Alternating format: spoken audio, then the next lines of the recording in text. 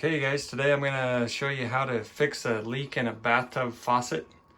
I've already done the hot water side and I'm going to do the cold water side now.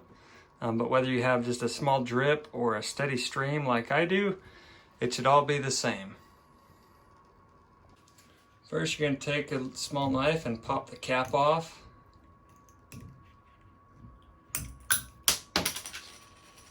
Now get a Phillips screwdriver.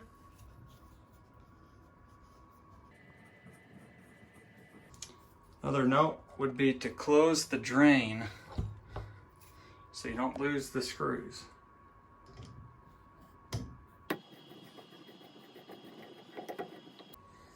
You're going to pull the handle off. It should just come straight off. You can wiggle it a little bit. Now you're going to unthread this cover.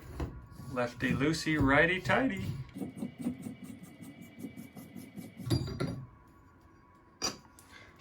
Okay, now you're going to want to make sure that your water's off. If you're doing the hot side, generally there's a shut-off coming out of the water heater, so you should just be able to shut that off. Sometimes, if you have a crawl space or something, there might be a shut-off down underneath. Mine does not have that. It's an older house, and so I'll show you where I turn it off out in the front yard. So, I'm just going to have to turn off the main line.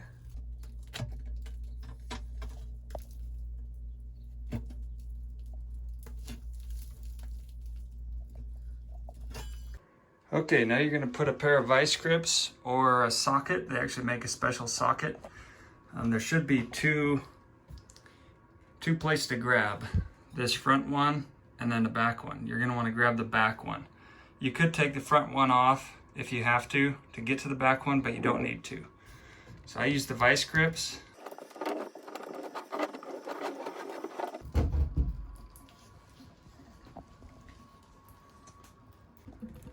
Okay, so there's a look at the inside of that. You can see it is dripping a little bit of water. I've turned the water off, so that's just residue. But really the part that you're after is this purple washer. You can see this one is starting to wear. It wasn't near as bad as the hot side. The hot side was completely gone. But you're just going to take that Phillips screw out and put a new washer in. So I'm just going to swap those. This comes right out. Maybe use a knife or something to pry it up.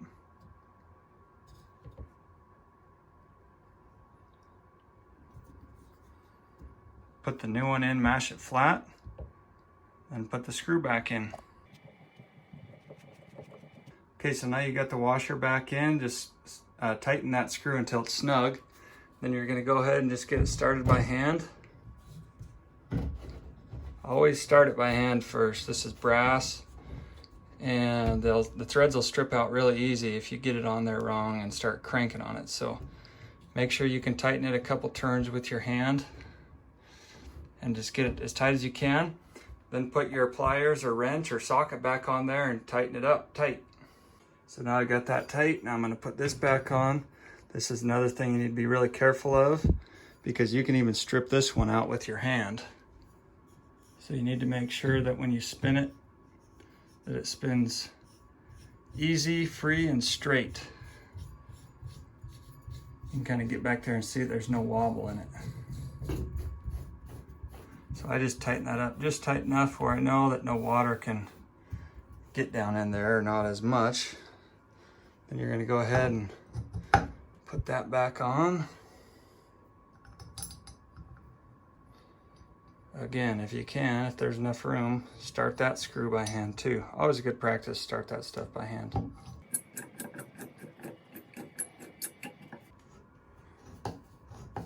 So right now it's just closing the drain. Okay, that should be tight. So I'll put my cover on there. It's kind of broken, so we'll hope it stays. Now I'll go turn the water back on.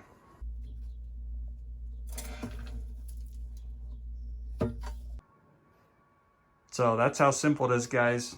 I mean, 3 tools and a 30-cent piece, and you can fix the leak in your bathroom faucet. This one wasn't totally wore out. You can see that groove in there. That's fine. That's what it seats on the inside. But you know, you can go to your hardware store, buy a pack of these. They come in all different sizes, so you will need to pull your old one out first and see what size it is, so you can run into town and buy one.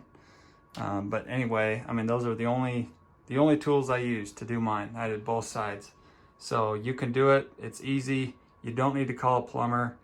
You know, if you have the time and ambition, which it doesn't take much. So anyway, have a good day, guys. Thanks for watching.